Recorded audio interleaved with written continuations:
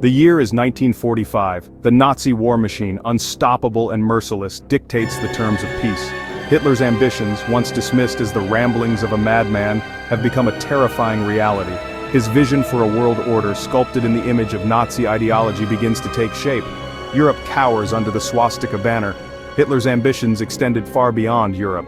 His ultimate goal was a global Nazi empire with Germany as the master race. He envisioned a vast Eurasian empire populated by German settlers. This living space would provide resources and land for the German people. This victory, however, is just the beginning. Hitler's ambitions stretched to the horizon, encompassing every corner of the globe.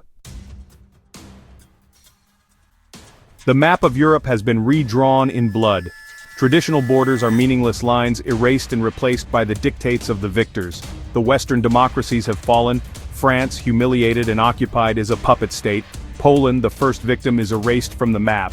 Millions of Poles are murdered or deported. The Soviet Union has been crushed. The western regions are annexed. The rest are puppet states. Resistance flickers in the shadows. With Europe under his control, Hitler sets about the task of forging his new order. This is not a world of peace, but a world held together by fear and brute force.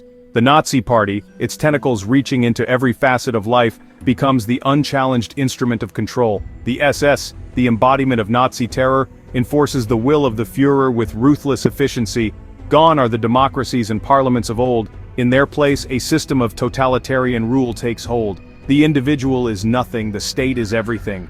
Hitler, the self-proclaimed Führer, sits at the apex of this twisted pyramid of power. His word is law, his whims shaping the destiny of millions. Propaganda, insidious and ever-present, molds the minds of the conquered. Giant loudspeakers blare Nazi slogans extolling the virtues of obedience and racial purity. Newspapers and radio broadcasts are tightly controlled, spewing forth a constant stream of lies and distortions.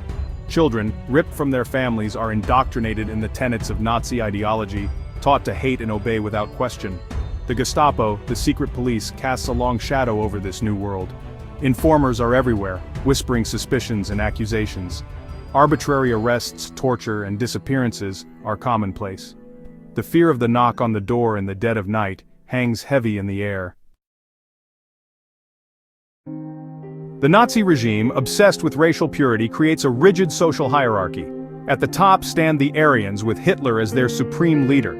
They are the privileged elite. Below them exist desirables and undesirables. German citizens enjoy a higher standard of living. Any dissent is met with brutal punishment. Conquered peoples face varying fates. At the bottom, Jews are condemned to extermination. Their suffering is a testament to human depravity.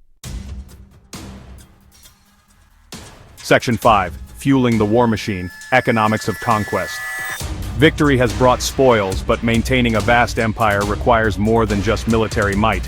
The Nazi war machine, while formidable, demands constant resources.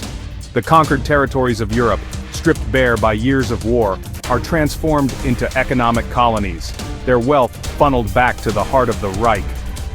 Forced labor becomes the backbone of the Nazi economy. Millions toil in factories and mines, producing armaments and goods for their conquerors. Their lives are cheap. Their only value is their labor. The fruits of their labor are shipped back to Germany, enriching the Nazi elite and fueling the war machine. The economies of the conquered nations are restructured to serve the needs of the Reich.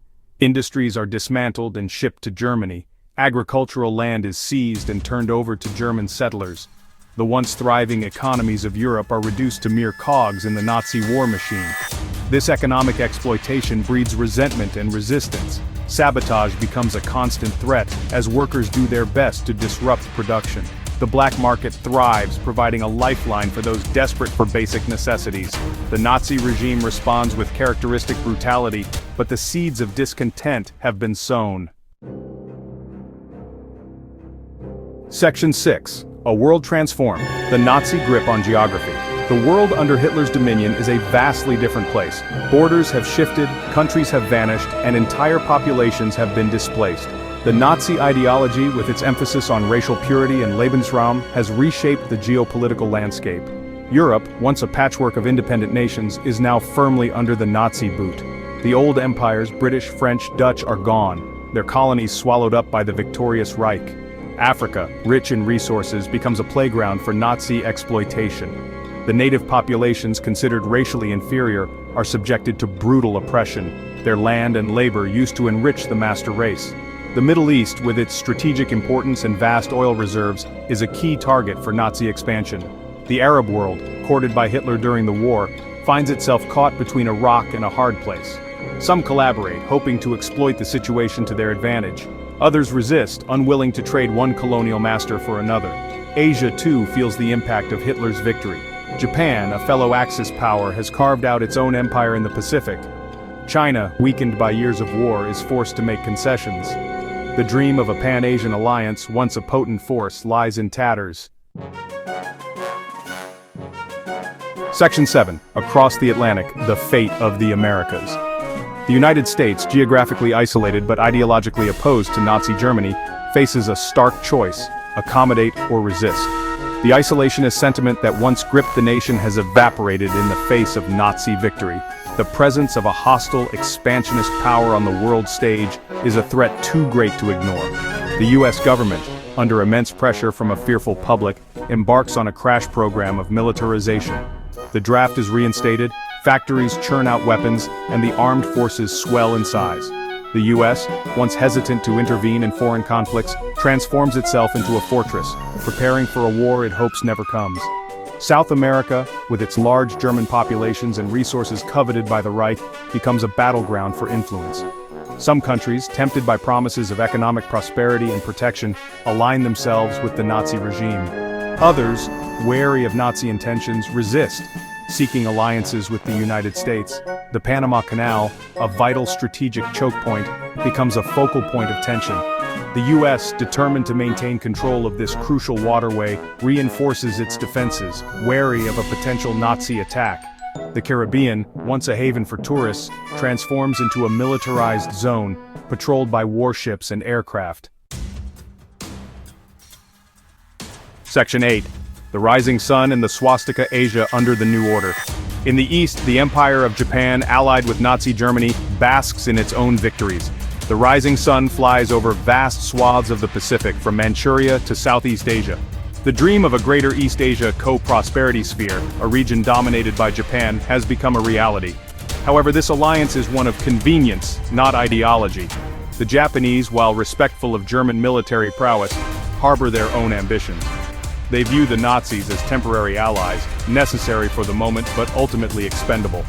The two empires, with their conflicting territorial ambitions, are on a collision course. China, weakened by decades of internal strife and Japanese aggression, is forced to tread a cautious path. The nationalist government, struggling to maintain its authority, seeks to play the two powers off against each other, hoping to buy time and rebuild its strength.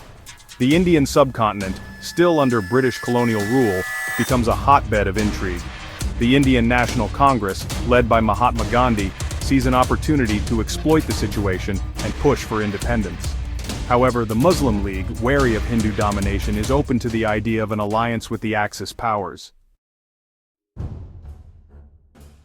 Section 9. Sparks of defiance, resistance, and the future. The Nazi grip on the world, while strong, is not absolute. Resistance movements, fueled by hatred for their oppressors, spring up in occupied territories. In the shadows, they plot and plan, carrying out acts of sabotage and assassination. Their efforts, while often futile, provide a glimmer of hope in a world consumed by darkness. In the forests and mountains of Eastern Europe, partisan groups wage a guerrilla war against the Nazi occupiers. They are poorly armed and outnumbered, but their knowledge of the terrain and their unwavering determination make them a thorn in the side of the Nazi war machine. In the cities and towns, ordinary citizens resist in quieter ways.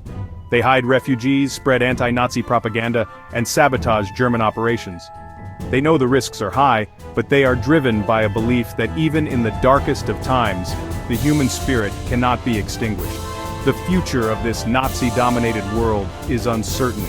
The seeds of discontent are sown, and the potential for rebellion is ever present.